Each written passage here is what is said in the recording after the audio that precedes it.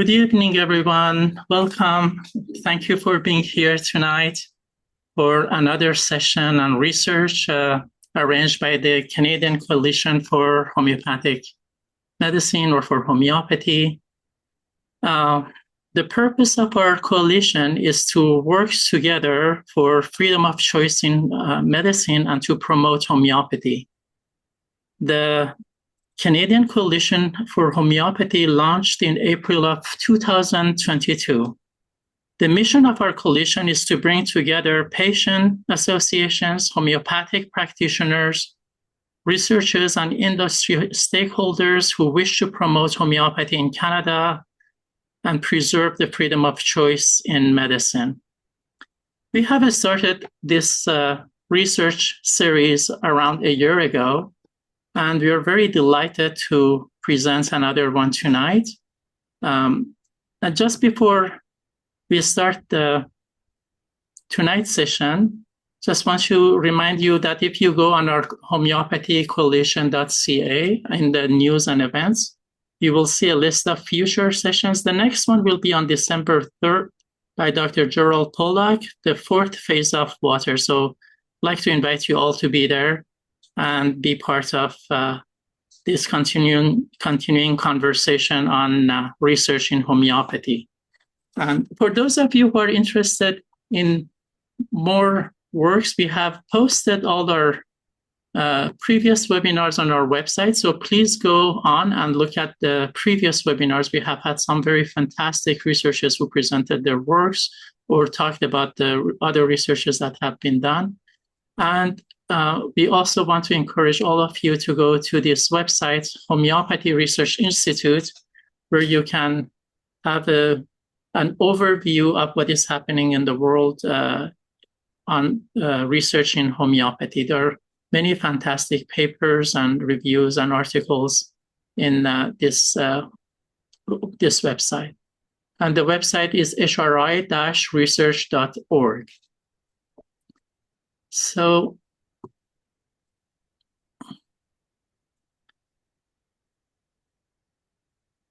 tonight, we are honored to welcome Dr. Christophe Merville. He's a doctor of pharmacy, for a special presentation on one of the most influential research projects in homeopathic medicine, the EPI3 French Observational Study.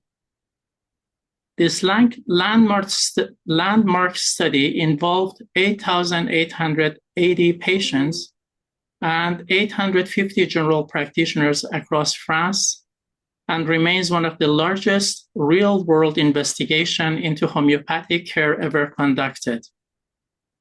Over the course of this research, 12 peer-reviewed publications revealed groundbreaking findings on how homeopathy influences clinical outcomes, healthcare costs, and patients' well-being. In this lecture, Dr. Merville will guide participants through the design, methodology, and key results of the EPI3 study, explaining what it tells us about the place of homeopathy within modern healthcare system. Through interactive discussions and clinical insight, he will highlight how homeopathy can effectively complement conventional care while improving patient satisfaction and reducing overall treatment burden. This presentation offers practitioners, students, and healthcare professionals an invaluable opportunity to engage with large-scale data and demonstrate homeopathy's potential in real-world practice, both from a scientific and a humanistic perspective. I'm very delighted to present you Dr. Christophe Merville. He has joined Boiron in 1990. Since 2005, Dr. Merville has served as the Director of Education and Pharmacy Development at the company's headquarters in Newtown Square, Pennsylvania. In this role, Dr. Merville has created educational training programs for pharmacists and retailers on homeopathy and Boiron's medicines. Prior to Boiron, Dr. Merville was a university hospital pharmacist in France, Loire Valley, where he obtained 3 years of clinical experience. Dr. Merville is internationally recognized for his ability to bridge the worlds of traditional pharmacy and homeopathic medicine. With over 3 decades of experience, he has trained thousands of healthcare professionals across North America and Europe and has been featured guest on national health programs and conferences.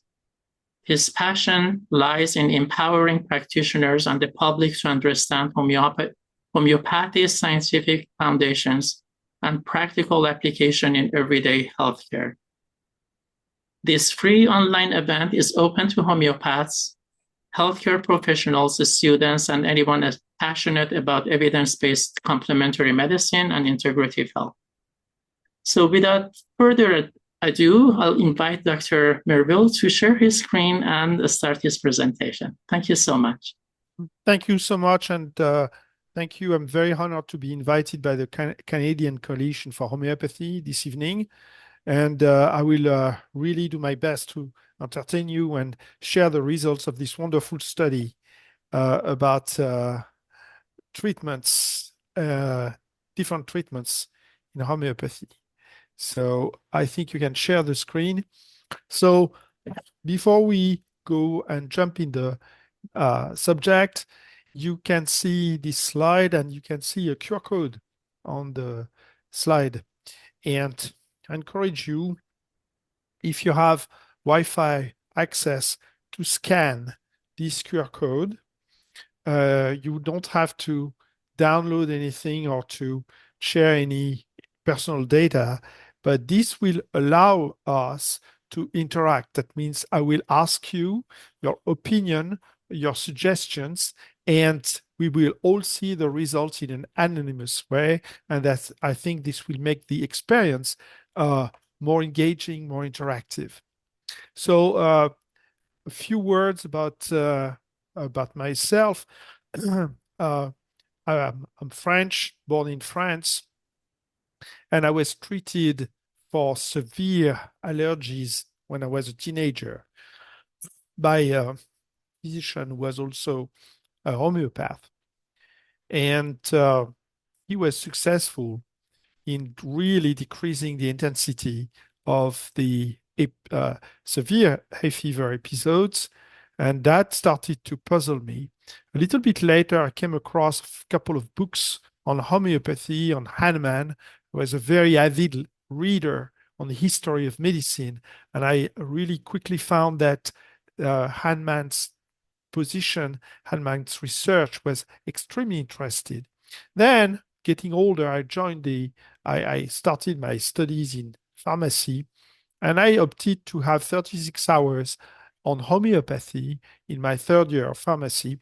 And it was a nightmare because the teacher was very bad. And she was, in fact, teaching us the yellow pages, one medicine after the other. It was absolutely horrible. And then during my years in hospital pharmacy, I didn't really encounter anything about homeopathy because, in fact, in the hospital at that time, in the late 80s, we were more interested in curing AIDS than using homeopathy. But then, after my military service, I decided to completely change the direction of my career and join Boron in France, of course, and really started to interact with researchers at Boron because I was a healthy skeptic. I wanted to know why. And I started to be in contact with Jean Boiron, one of the founders, and many other researchers. And I started to be really excited because I found finally the logic, the consistency, and because I was able to attend consultations and even deliveries and had interaction with farmers that were using homeopathic medicine, I really witnessed first hand the effects of homeopathy. And then, of course, the best way to learn is to teach. So I started to teach pharmacists in France. I was the first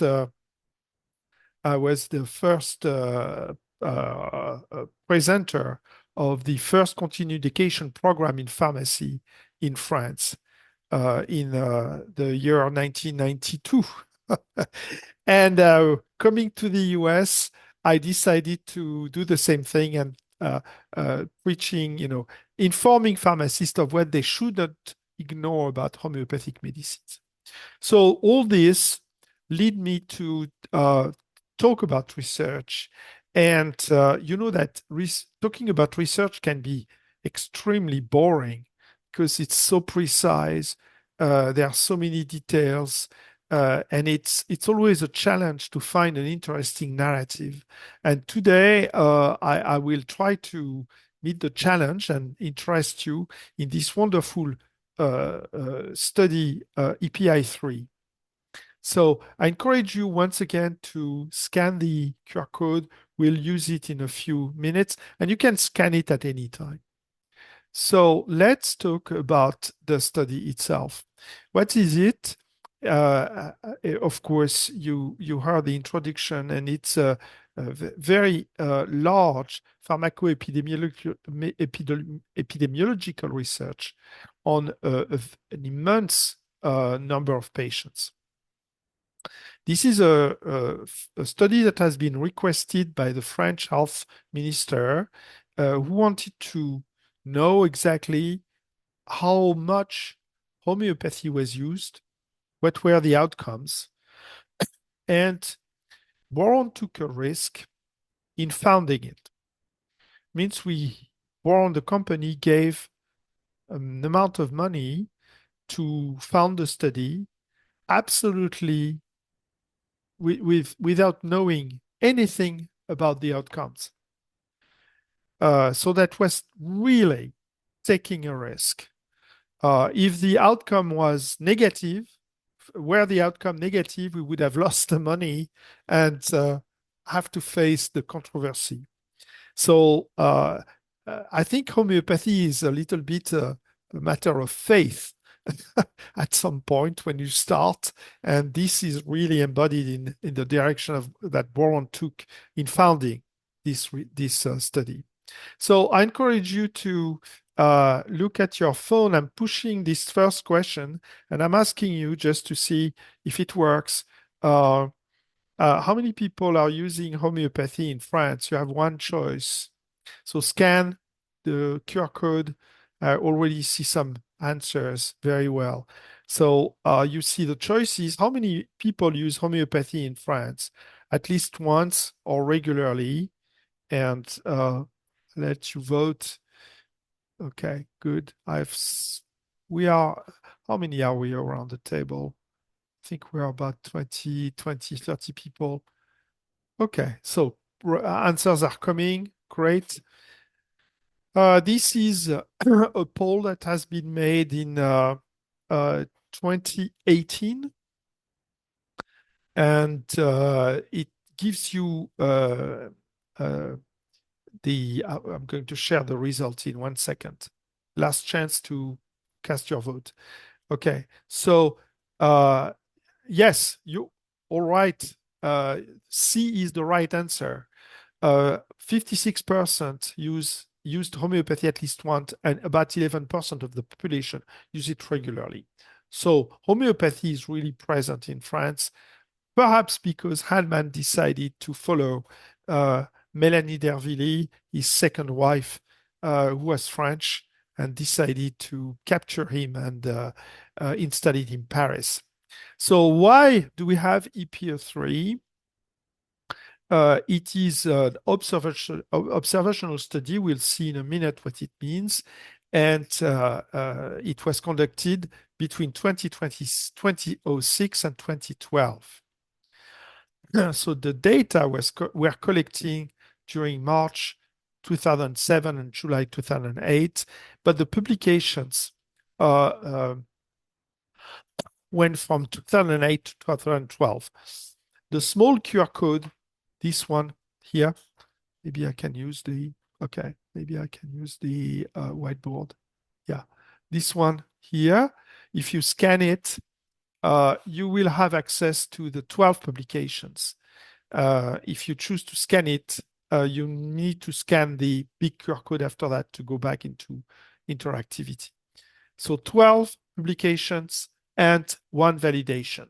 And the goal tonight was for me to take these 12 publication and distillate, extract what was really meaningful and interesting, because otherwise it could have lasted 5 or 4 hours. So wanted to remind you the difference between observational study and clinical studies.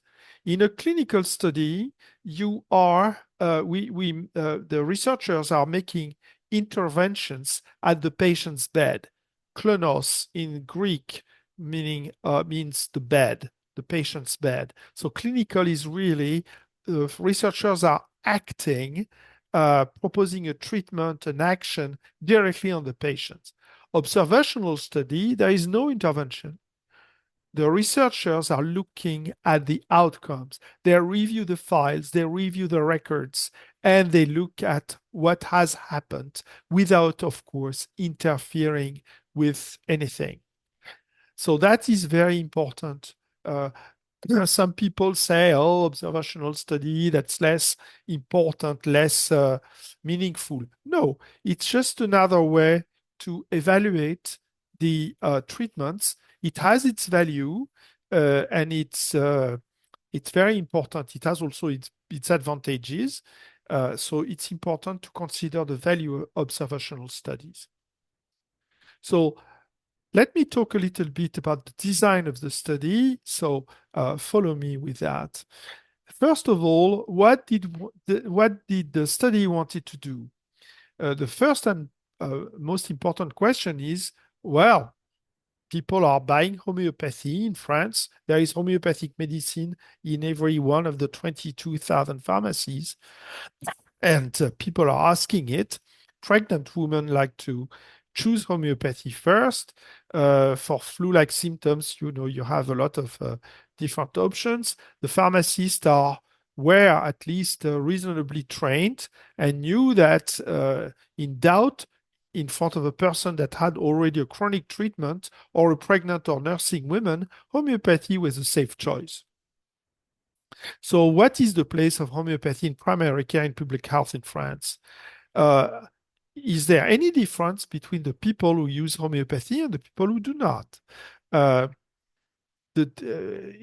the people skilled in the practitioners skilled in homeopathy, do they treat different things? For example, there is a belief that homeopath only treats very self-limited, non-severe diseases, what we called in France bobo, something that it's really you can treat by yourself and will eventually heal by itself, and that's what homeopath will preferably treat. Is it true or is it not true? Is there any loss of chance? That means if you are treated with a homeopathic treatment, do you have more or less chance of recovery compared to a practitioner who doesn't use homeopathic medicine?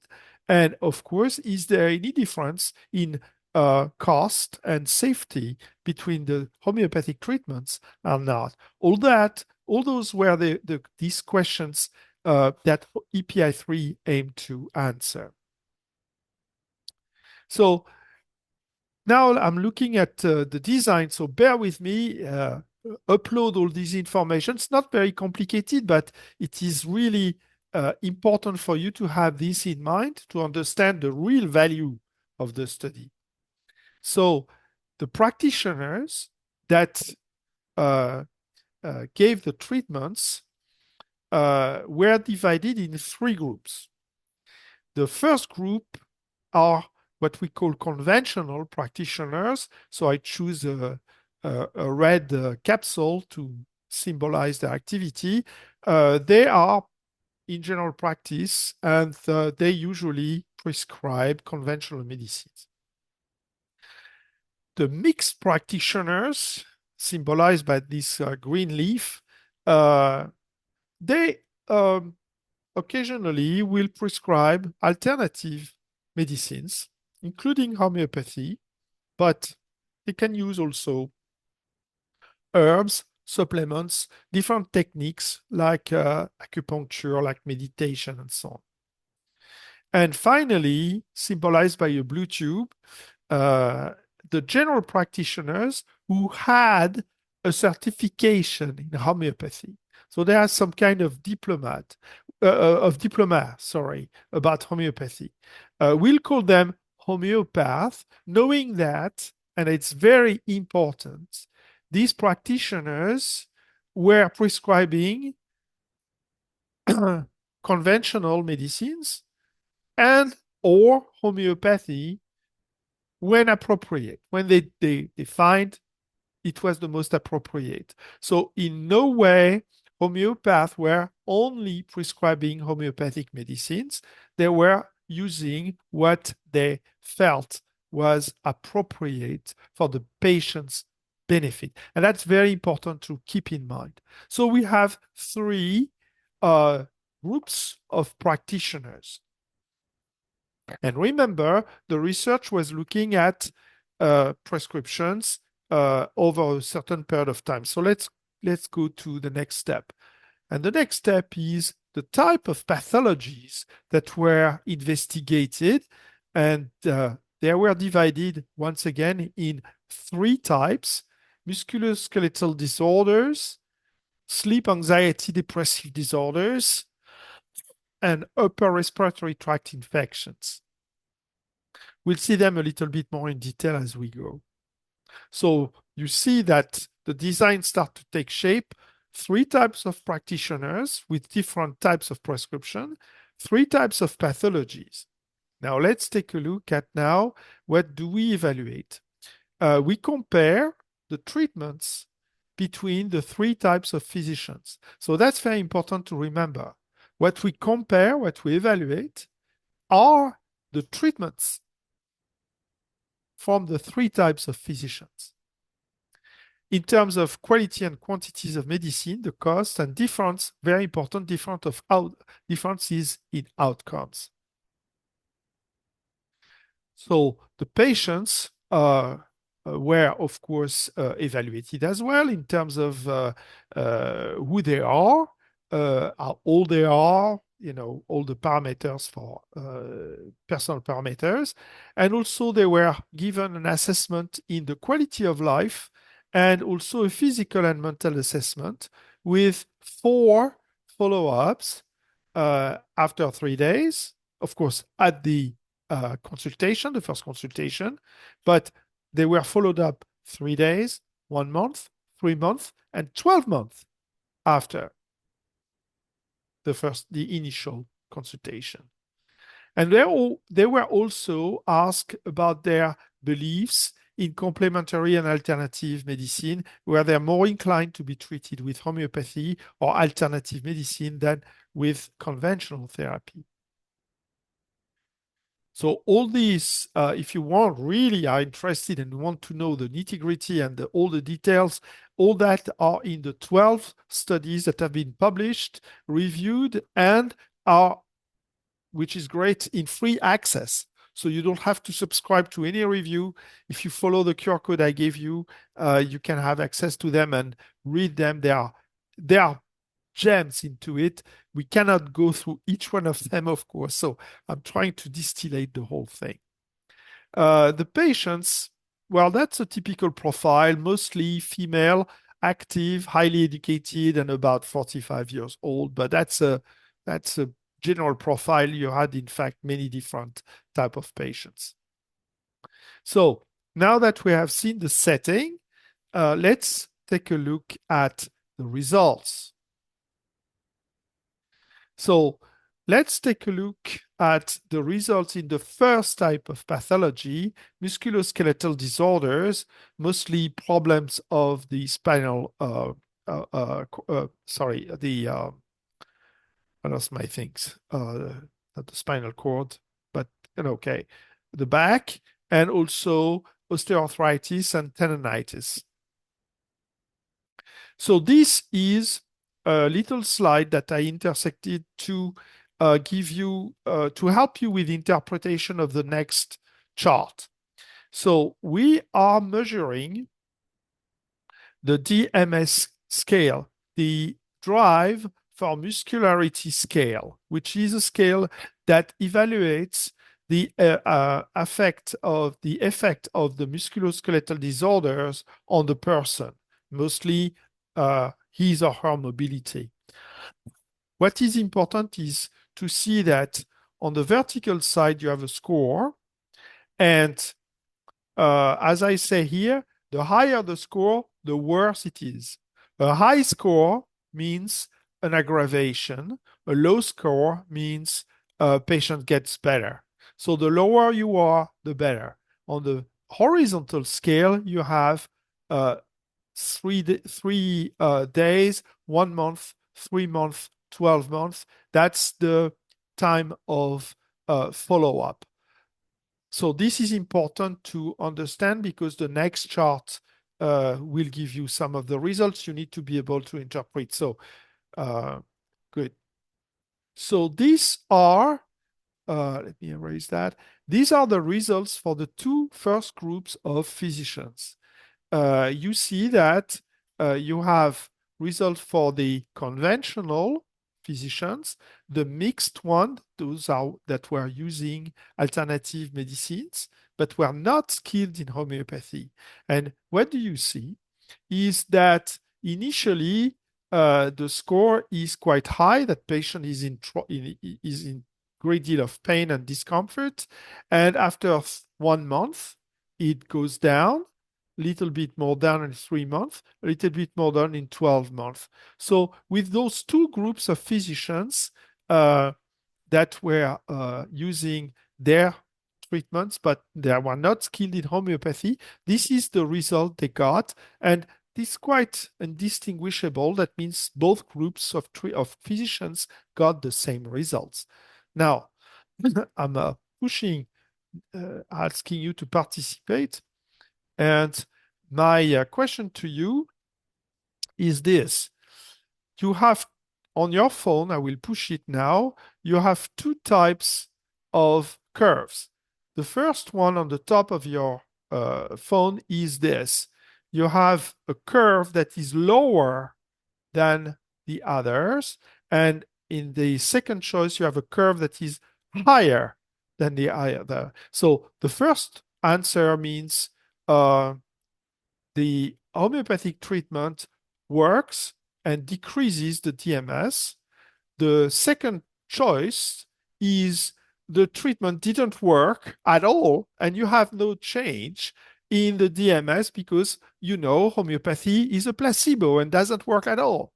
So when I give that to skeptics, I have obvious answers. So I ask you to click on the curve that you think is the most likely to have happened.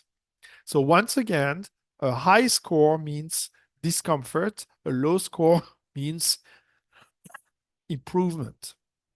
And you can change your choice. If you think you've been wrong, you can change your choice, and we'll see what happens.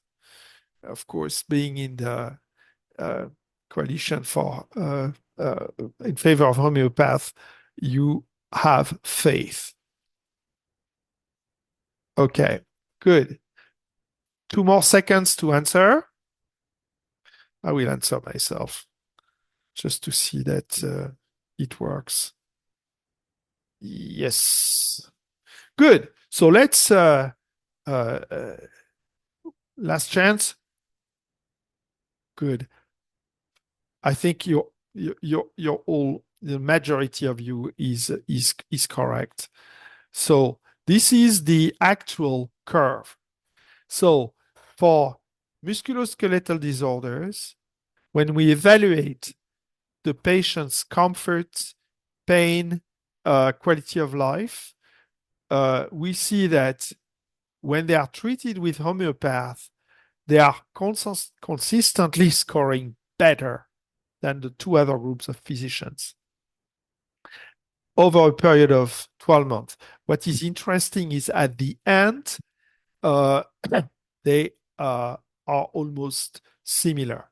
So if you are treated with a homeopathic physician, you are not, you will expect the same outcome than if you're not. So now let's take a look at the use of drugs. So this chart gives you a couple of numbers. So first of all, you have the results for conventional practitioners, mixed practitioners, and practitioners skilled in homeopathy. And we divided the chart into non-chronic and chronic musculoskeletal disorders. And this number is needs some explanation. It's the number of different drugs consumed over 12 months by 100 patients during a year. So if all patients were using one drug for 1 year, the number will be 100. So the lower the number, the less drugs they consumed.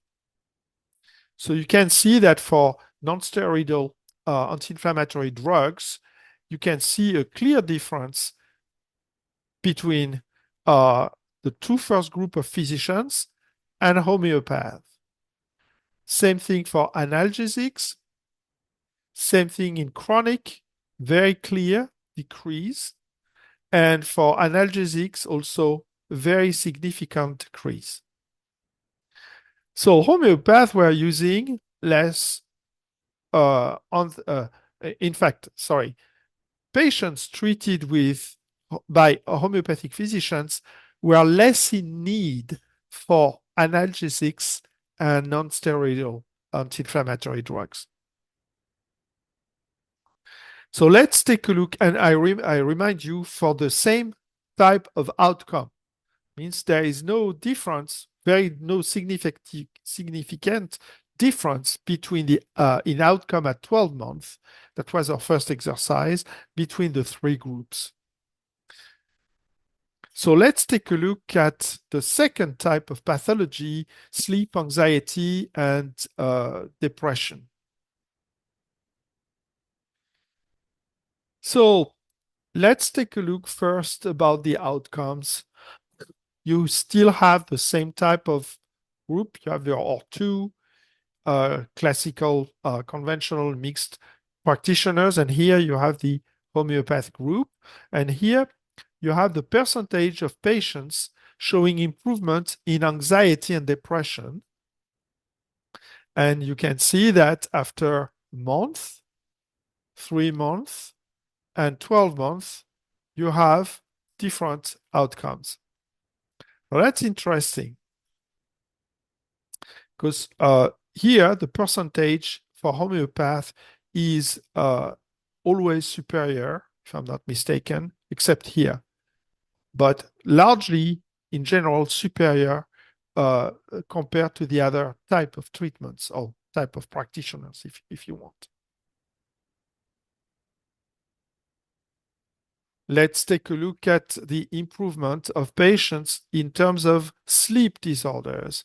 And here, after 1 month, you have a slightly better improvement, and 2 months also some improvement, but not as clear as for conventional and mixed practitioners. So that is interesting. This is better result than for homeopath. And you can guess why, in fact. Let's take a look at the treatments. So my first question to you now that I'm pushing to you is, what is the probability of recovering from sleep anxiety disorders with homeopathic treatment versus allopathic treatment? Is it a higher probability? Is it about the same, or is it a lower probability? Did I push it? Yes.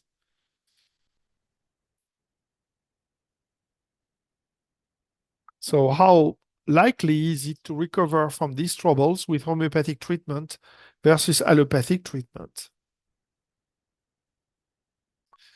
Good. This is a presentation I gave to conventional practitioners, and I can tell you they went through the whole process and using their belief that homeopathy was mostly a placebo, it was very interesting to see their reactions. So let's take a look at the outcome. So most of you said higher, and in fact, yes. So this, if you say that the probability for recovering is 1 with conventional practitioners, so you set arbitrary that if you visit a conventional practitioners, your probability of recovering from sleep anxiety, depression disorders will be 1. That means you'll be sure to recover. How do we compare? How do homeopathic physicians compare? Well, they are significantly higher. That means the probability is 1.8 compared to 1. So the certainty is even higher if you see a homeopath. That's based on the all the data, of course. Now, let's take a look at the percentage of patients using psychotropic drugs. So psychotropic drugs, of course, are efficient. They also have disadvantages, a lot of side effects. So you can see that compared to conventional 86, homeopath scored at 45 after a month. After 12 months, 68. So a slight decrease, meaning there can be some amelioration. But with homeopath, you still have a significant difference. Now, notice that after 1, 2, or 12 months, the number of the percentage of patients using psychotropic drug didn't increase. Means the treatment was working better, consistently better with homeopathic treatment than with conventional treatment.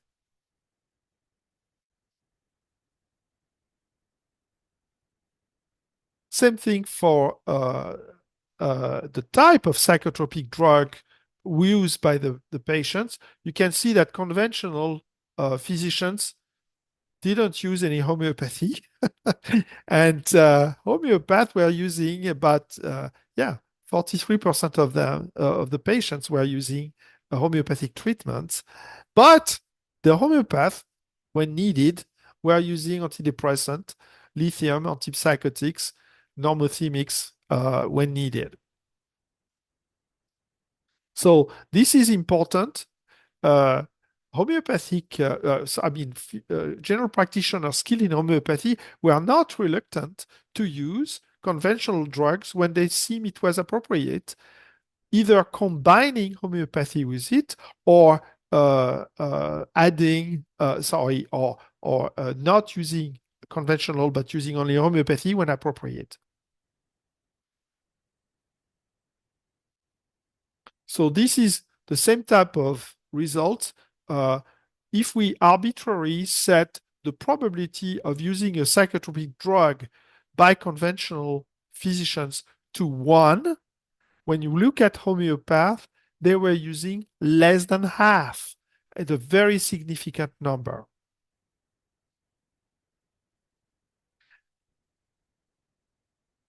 So, before we go there, I remind you that the outcome was similar for both groups, for the 3 groups. It means there is a slightly better outcome for the people treated with homeopathy in this type of medicines, but with less psychotropic drugs. So here is something I will launch. What is the probability of recovery from upper respiratory tract infections with homeopathic treatment than with allopathic treatment? And now we're talking about infections.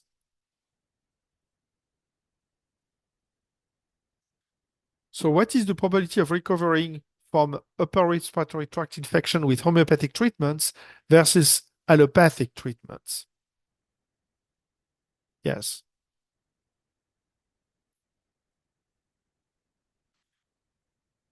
So upper respiratory tract infection, the majority is from viral infections, but you often have complications from bacterial superinfection, where typically antibiotics will be required.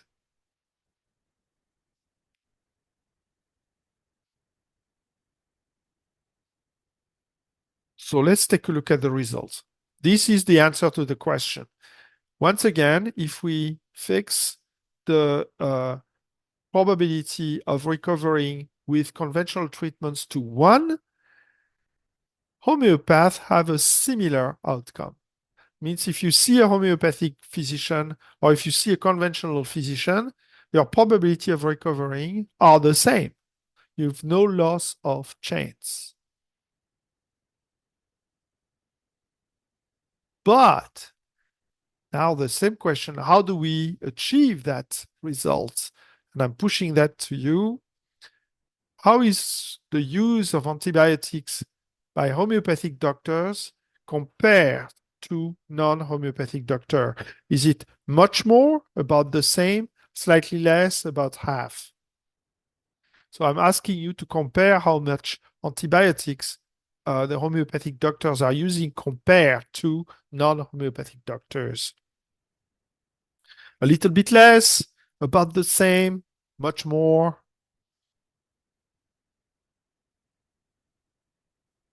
Very good. So, aha, okay. Is it slightly less or is it about half? Okay, let's answer. Okay, this is it. It's less than half. If you fix the probability of using antibiotics to 1 for conventional practitioners, the probability of using antibiotics by homeopathy is less than half, 0.44. And the conclusions, the conclusions are enormous, knowing that, of course, most of the upper respiratory tract infections are from viral origin. Using an antibiotic is perfectly useless and can has, of course, side effect, associated cost, can lead to emergence of resistance. If you use an antibiotic that you don't need, you always have the risk of generating resistance. So that is a very, very positive sign. So these very important and lengthy studies going through, you had 8,800 patients, 4 follow-ups, the consultation. So you multiply the number of records and you have an impressive number of records. Now, this set of studies has been validated, and you can access the study, which is in free access, using this QR code. The objective of this study published in 2022 was to confirm the validity in terms of methodological quality, and it scored, yes, absolutely rigorous selection, robust statistical analysis. So an additional study confirmed the validity of these 12 publications. So these are the conclusions of the EPI3 in very broad terms. You have no loss of chance. That means if you are treated by a physician skilled in homeopathy, your probability of recovering is the same globally for these 3 groups. But what you have also is a reduction in use of allopathic medicines, meaning that there is a reduction in cost. And that was the main motivation for the French Minister of Health. They wanted to see if, in fact, using homeopathy was economically sound, which is very interesting to consider.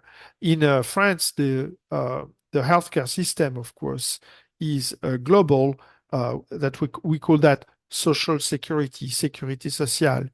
And because it's a global system, any savings in cost is interesting, provided the quality of treatment remains the same. So that was a very interesting conclusion. Reduction in side effects. The less conventional medicine you give, the less side effects you have.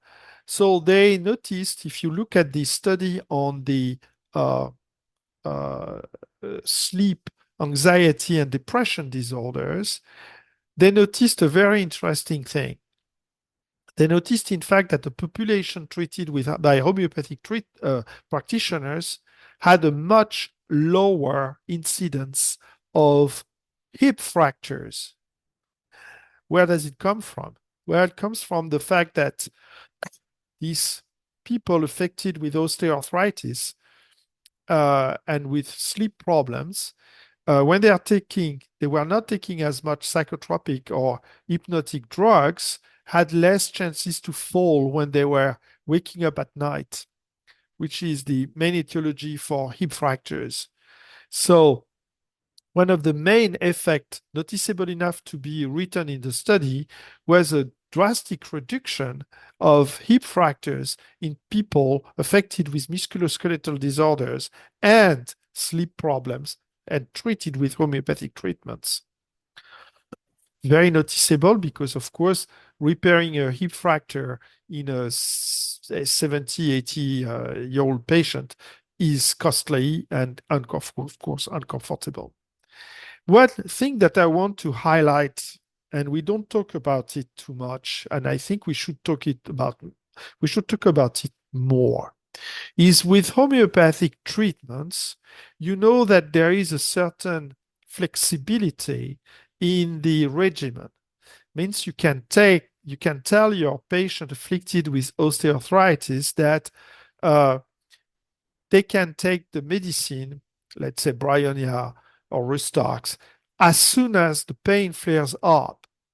So you empower your patient to act on their pain, as opposed to when you give a non-steroidal inflammatory drug or a painkiller, an opioid or whatever, you know that the regimen needs to be strictly respected in order to achieve blood concentration, in order to maintain the analgesic effect throughout the day and the night.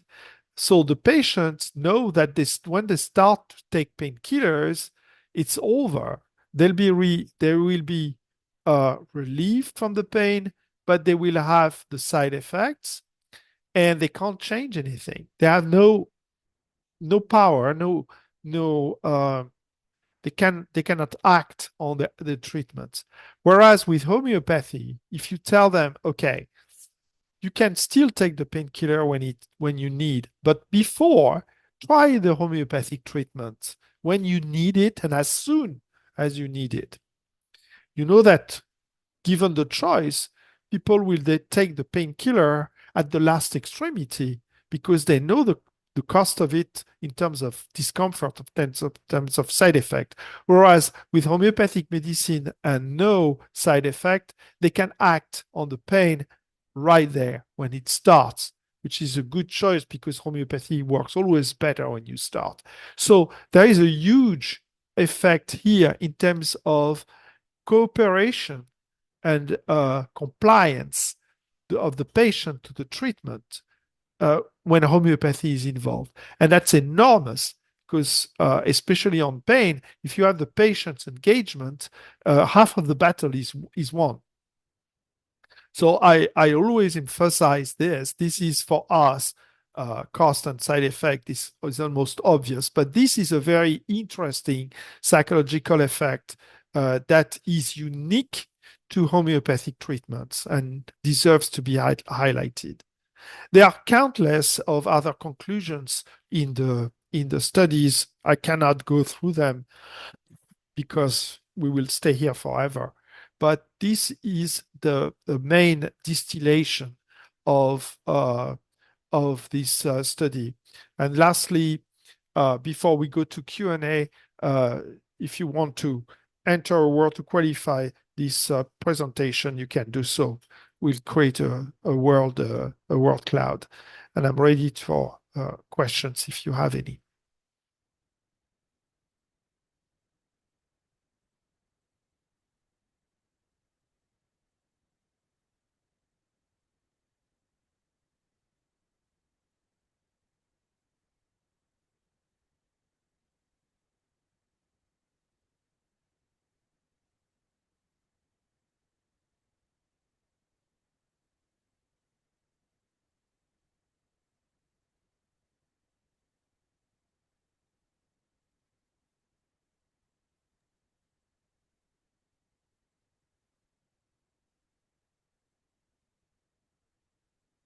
That is one answer.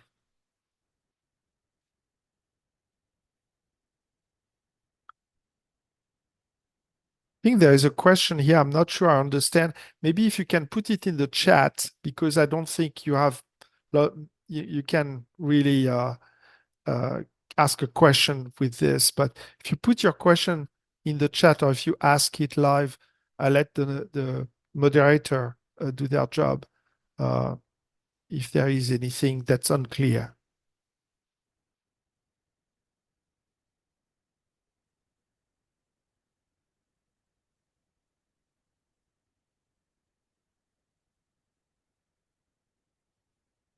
I think if you're worried about what qualify means is to how do you evaluate the presentation? Maybe Yeah, it's what your opinion is, yeah.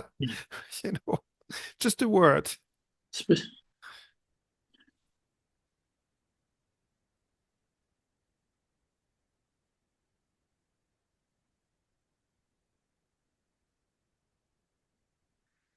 All right.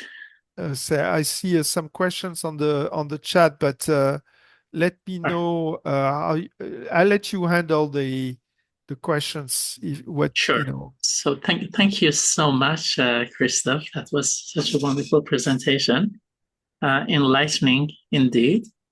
Good. So the very first question I see here is why cold calm in US and chrysalia in Canada are different. Aren't they supposed to treat the same problem? Do you know? Yes, I know, because uh, that was the first thing I noticed when I came to the US, that some formulas were different.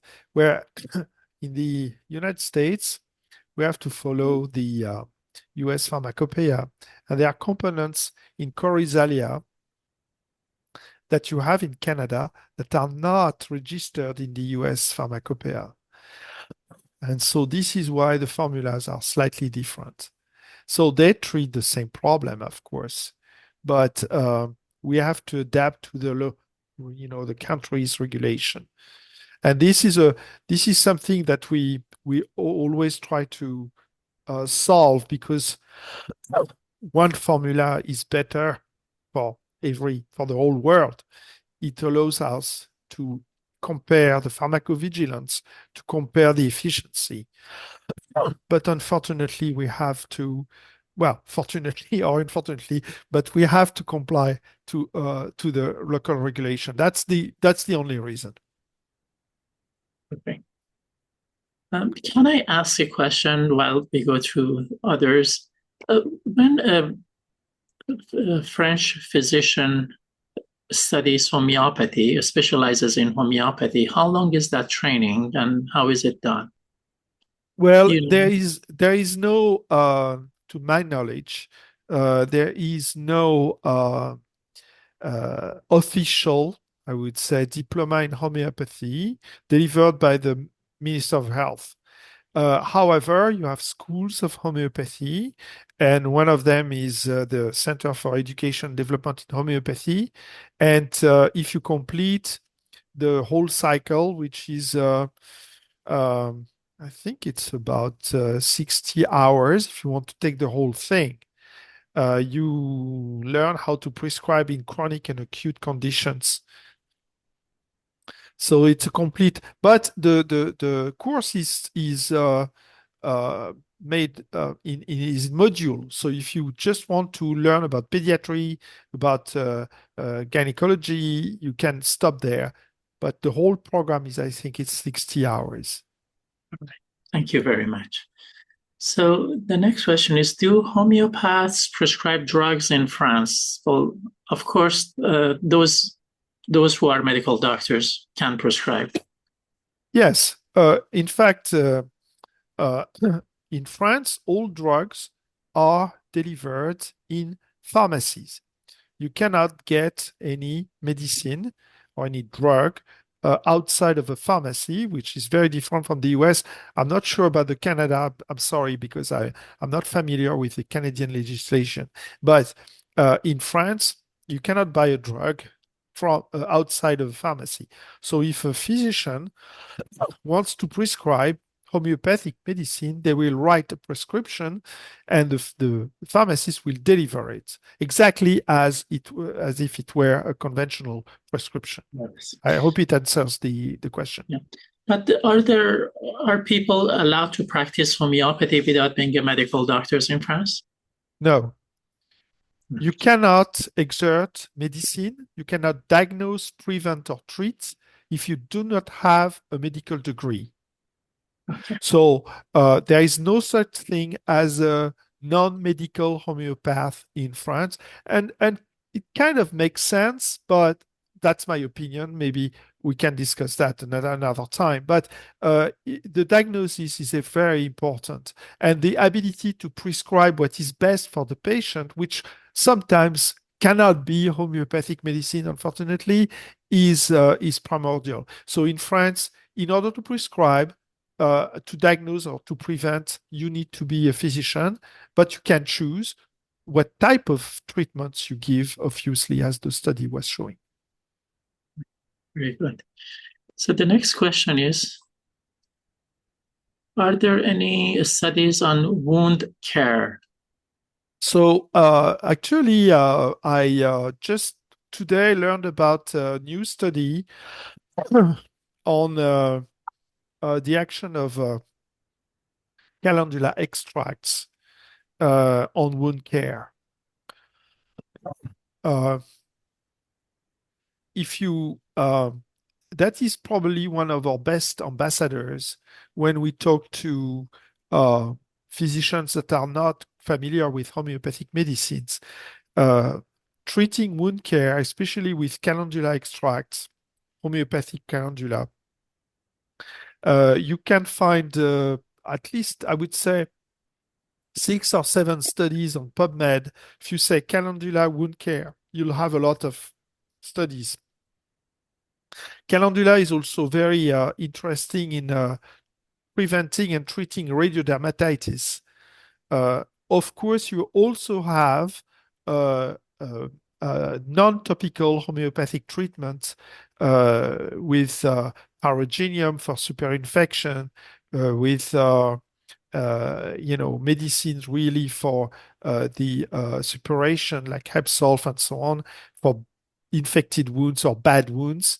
But the most interesting and the most attractive type of treatment when we talk about homeopathy to people, to doctors that are not trained, not familiar with it, is really with calendula, where we have the mode of action. We have very good studies against biafine, against other treatments, with a superior result with calendula, which activates fibroblastic activity and also stimulates reepithelialization of the wound.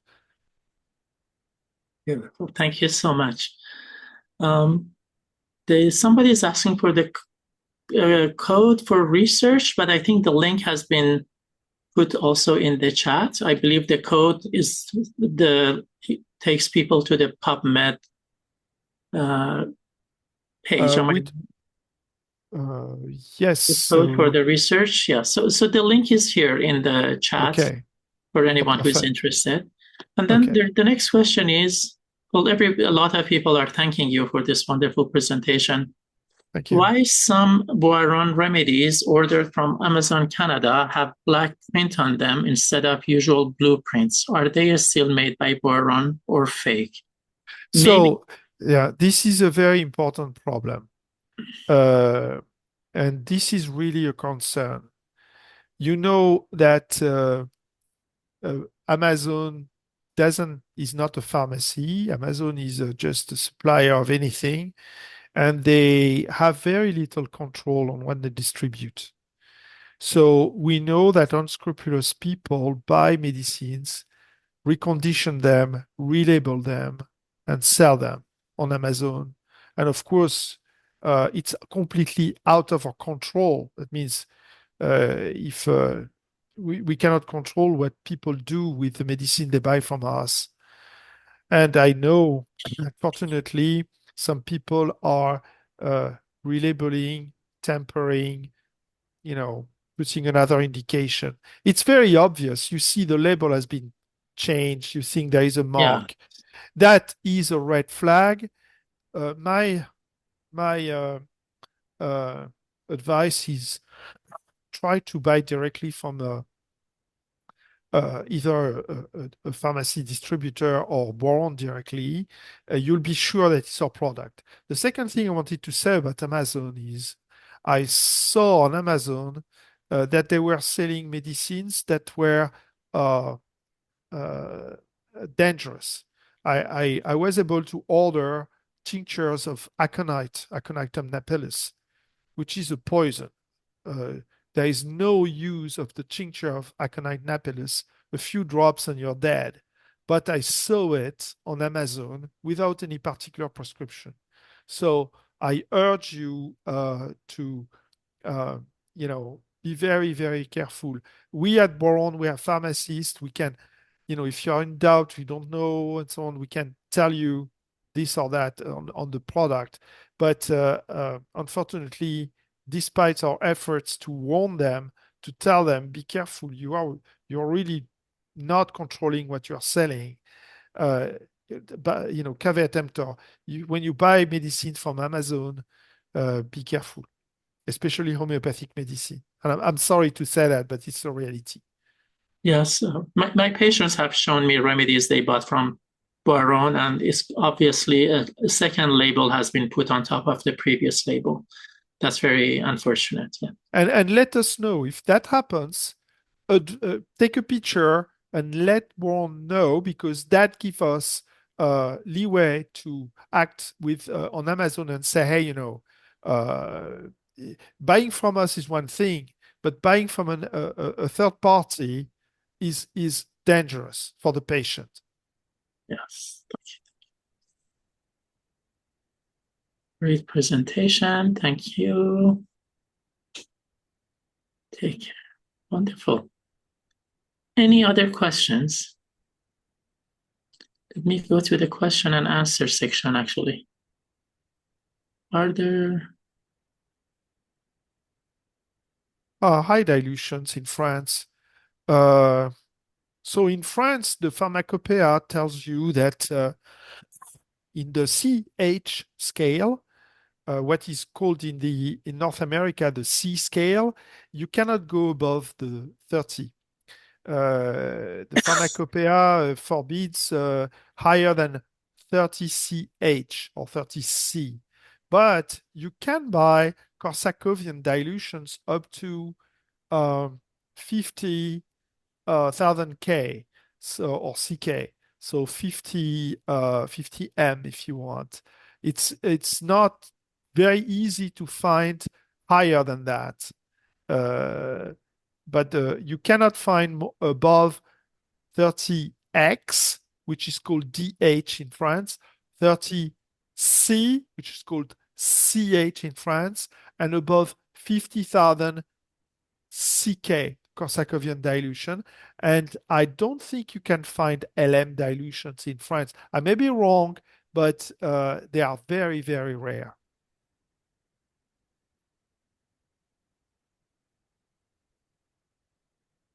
So the question is, in observational studies, it's usually a 30C that they use, or any potency, do you know? Oh, it depends. This particular EPI3 study was not looking at the type of treatments. It was looking only at the type of physician and the type and the outcomes and the consumption of conventional medicine, but it didn't look at what dilutions, what type of homeopathic medicine were used. So like uh, this is not possible for me to say, what type of dilutions was used in this observational study because this was not in the objectives. But in France, globally, most homeopaths use uh, 5, 7, 9, 12, 15, and 30C.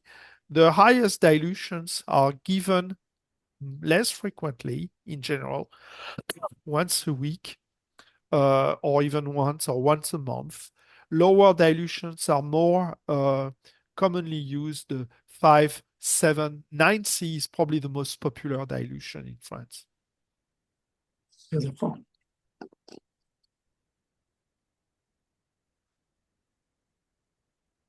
Just want to make sure in the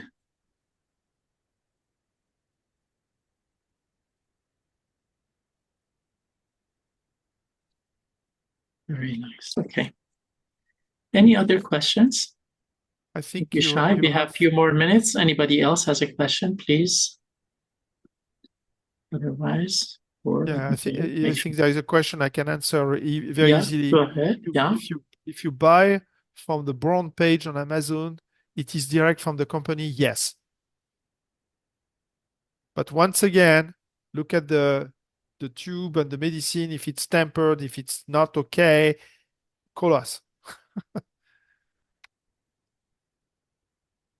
So Leon, if you have the link to Boiron page on Amazon, that would be nice to put it there. I did not know that Boiron has its own page, actually. I didn't know either. I don't think we have our own page. Well, I may be wrong, but uh, I think if you go on Amazon and type Boron, you'll see. Okay. Well, thank you very much. Oh, the two peer review paper, I might be able to redisplay it again. Uh, Give me half a second. Let me redisplay it for 1 second so it can be shared. One, two, three. Okay. I'm going to share it. One. Okay. So this is this one. If you have if you want to have the 12 studies, this is this QR code.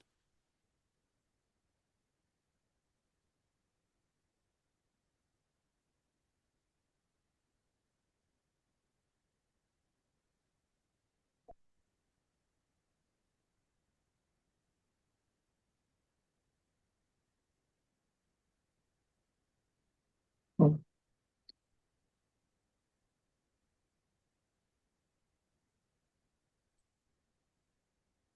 Good. Any other question?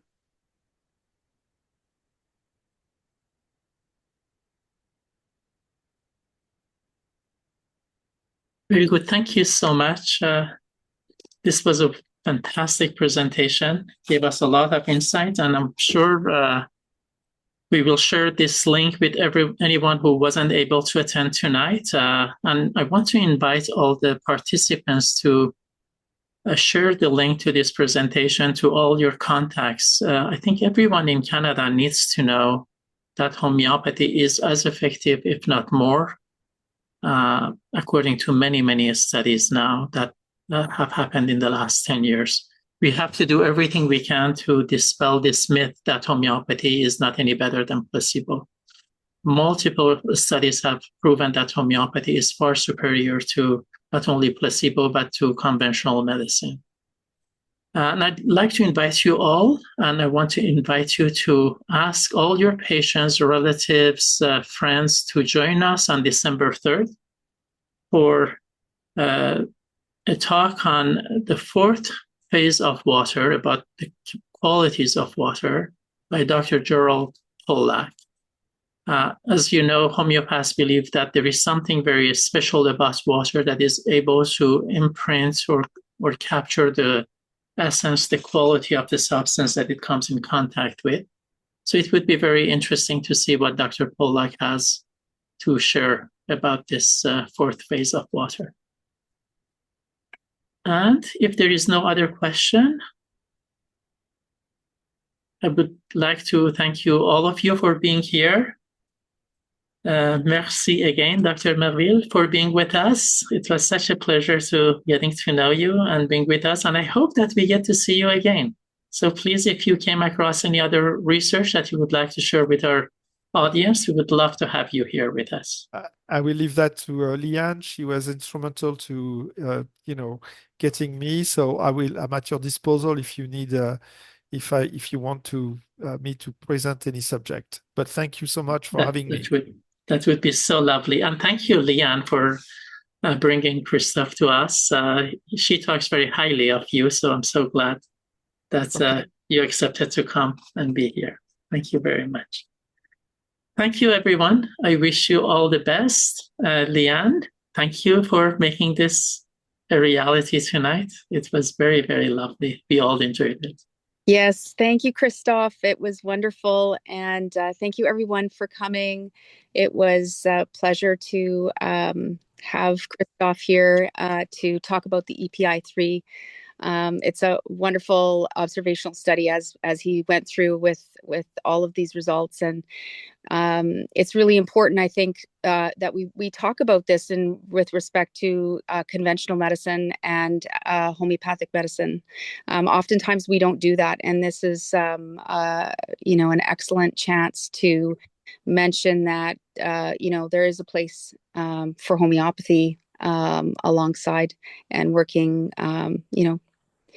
well in that kind of a setting. So I think we've got a lot of research out there, and it's showing progress. I love the part about wound care and calendula that he mentioned as well. I think it's really important that to take a look at that. And thank you, everyone. I really appreciate everyone coming, and thank you, Shahram, for moderating. Excellent job. And I look forward to everyone coming to the next webinar. It sounds like it's going to be a really good one. So thank you. Have a good evening. Thank you, everyone. Have a good evening. Thank you so much.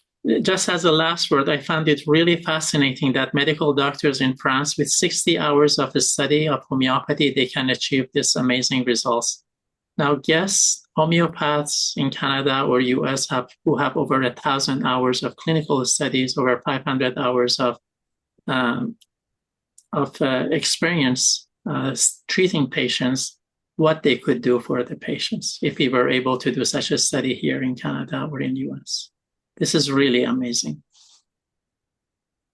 Yes, we need more research for sure. I agree, Shahram. Yeah. It's important. Yeah. We need some individuals spearheading that. Yes. Okay, thank you, everyone. Have a lovely evening, and looking forward to see you in a few weeks. Bye-bye. Good night.